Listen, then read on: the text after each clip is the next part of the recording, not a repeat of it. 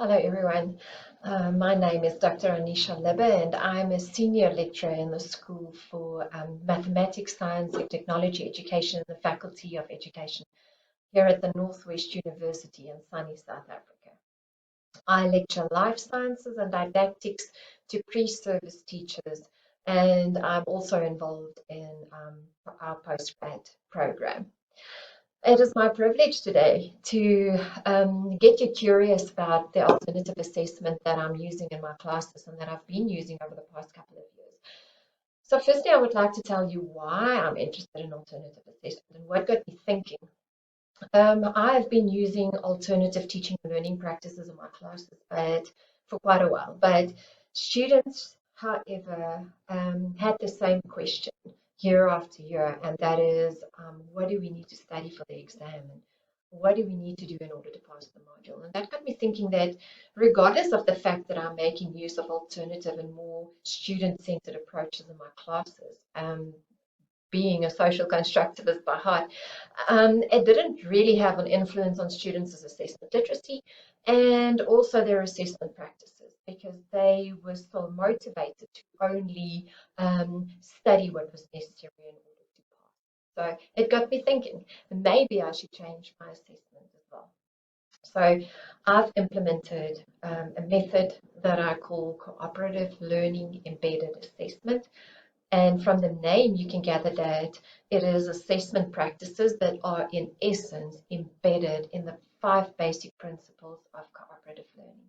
And those are individual accountability, positive interdependence, group work and social skills, um, positive promotive interaction, as well as group processing. So in all the assessment practices that I use, there is a participative structure and a participative part. So it means that whether or not the students are writing a test or whether or not they are doing any other type of assessment task, there's always a group component linked to it. And it's fascinating. So you can read more about it in the link that I'm provided at the back, at the bottom of this video.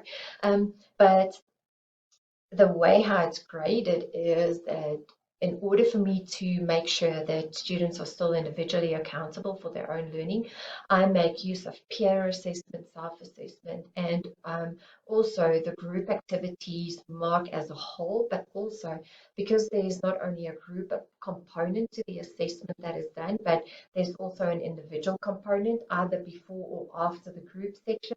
I also make use of the individual mark.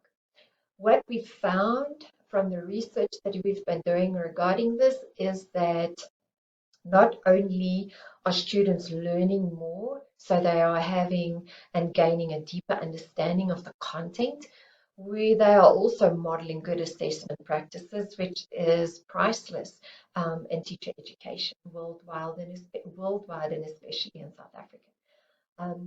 Furthermore, students' level of assessment literacy increased because now they are busy with the assessments. They are busy with self and peer assessment. They are judging each other's work. They are having social discussions based on answers, constructing knowledge together. So there's immediate feedback processes occurring as well. That's feeding forward into future practices. And furthermore, students' self-directed learning skills are also being developed. And for me, that's one of the most vital components, is to indicate to people out there and to staff and academics and educators worldwide that if you change your focus and your paradigm and you have learning placed at the center of all your assessment practices, not only do we see gains in terms of deeper knowledge understanding, but students are also gaining vital 21st century skills. Um, the ability to communicate, the ability to identify their own strengths and weaknesses, to identify a learning gap, to select appropriate strategies on how to fill the learning gap, to assess and reflect afterwards whether or not you were indeed successful.